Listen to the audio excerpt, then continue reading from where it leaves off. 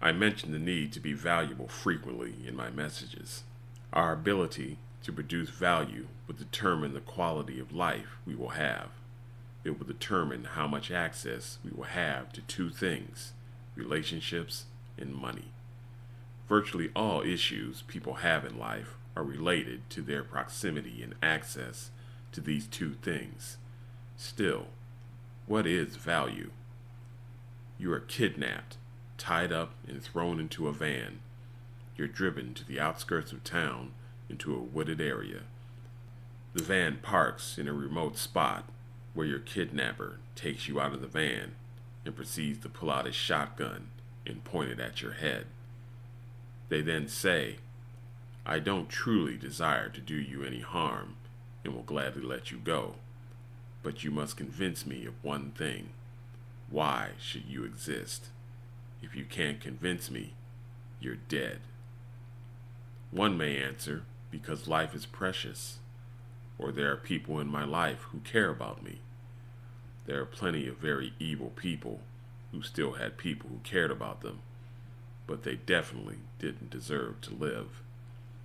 Your value is based on how you being alive makes the world a better place than you not being alive.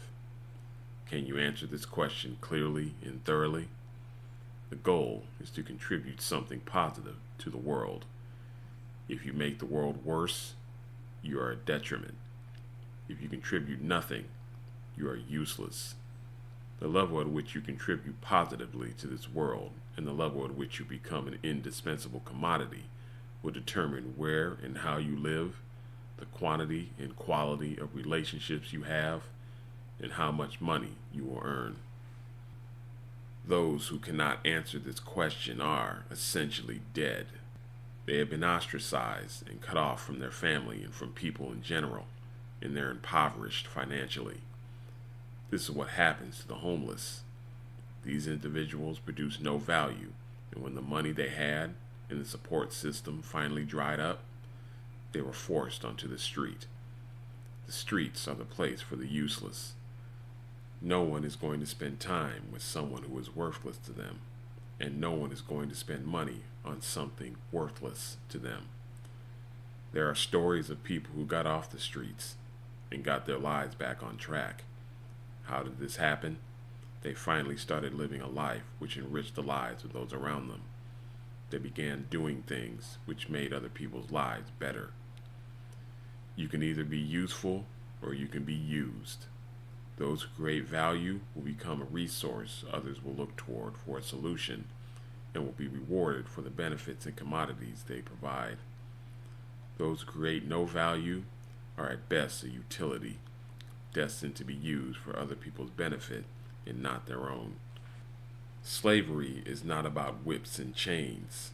Slavery is when your hard work and effort goes to benefit everyone else and not yourself. You are merely an object to be exploited. This is the situation of those working your typical 9 to 5 job. Life is going to ask you the question, why should you exist? And life will punish you for not having an answer. Those who choose to live their lives solely for themselves will ultimately live their lives solely by themselves. If we desire more connections to people and a better financial future, we must look to serve others by producing something people can't live without. This does not mean charity. Forms of generosity and altruism are good, but should only come from one's abundant overflow to give back what they have received from the value they have created. You will do good in life when people's lives are better when you're around. You will do great when people's lives are noticeably worse in your absence. When your presence or non-presence is inconsequential, you are dead even as you breathe. The key to an abundant life is being valuable.